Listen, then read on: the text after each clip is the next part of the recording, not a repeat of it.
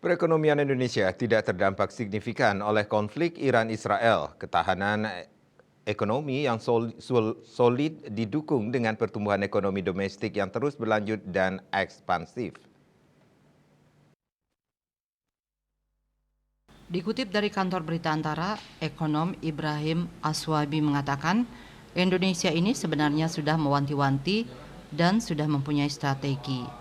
Pada saat terjadi konflik di Rusia-Ukraina pun sudah bersiap-siap seandainya dalam kondisi yang darurat ekonomi global mengalami satu permasalahan yang serius, Indonesia akan melakukan fokus dalam negeri.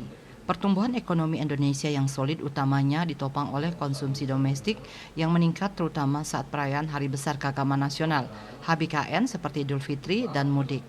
Hal ini turut mendukung ketahanan ekonomi Indonesia menghadapi gejolak yang terjadi di luar negeri.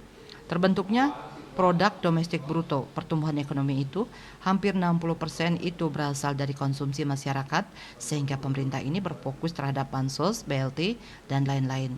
Tujuannya adalah untuk menggenjot konsumsi masyarakat, dan konsumsi masyarakat ini memang terbukti cukup bagus.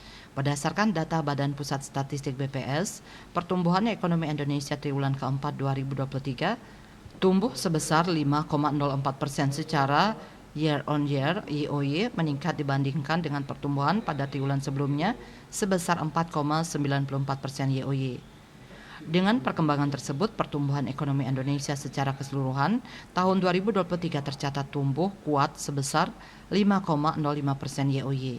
Selain itu, dunia usaha di Indonesia sedang berada di fase ekspansi yang ditunjukkan oleh PMI Manufaktur S&P Global Indonesia naik menjadi 54,2 pada Maret 2024 dari 52,7 pada Februari 2024. Pengembangan infrastruktur dalam negeri juga terus berlanjut. Selanjutnya, posisi cadangan devisa Indonesia pada akhir Maret 2024 tetap tinggi sebesar 140,4 miliar dolar Amerika Serikat.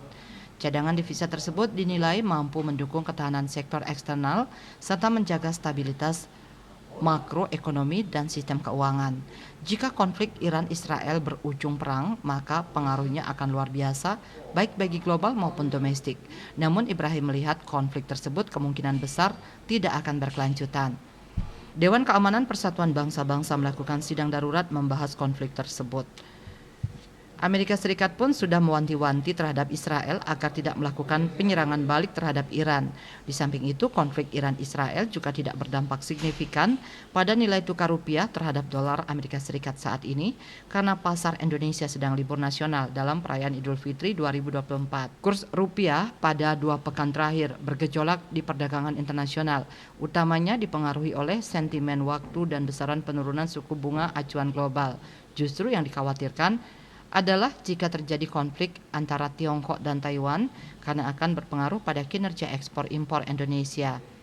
Hal itu dikarenakan Tiongkok merupakan salah satu mitra dagang utama Indonesia.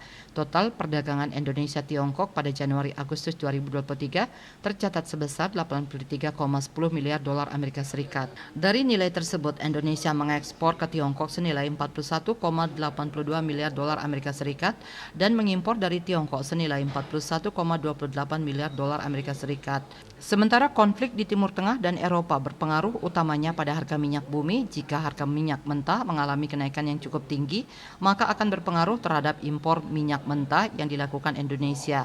Tetapi pemerintah Indonesia juga sudah mempersiapkan diri mengantisipasi jika hal itu terjadi dengan cara mengembangkan inovasi bahan bakar nabati dan pencampuran bahan bakar nabati dengan minyak mentah bumi. Hal itu diharapkan dapat membantu mengurangi beban impor bahan bakar minyak, terutama dari negara-negara anggota OPEC dan Rusia. Bali Post melaporkan.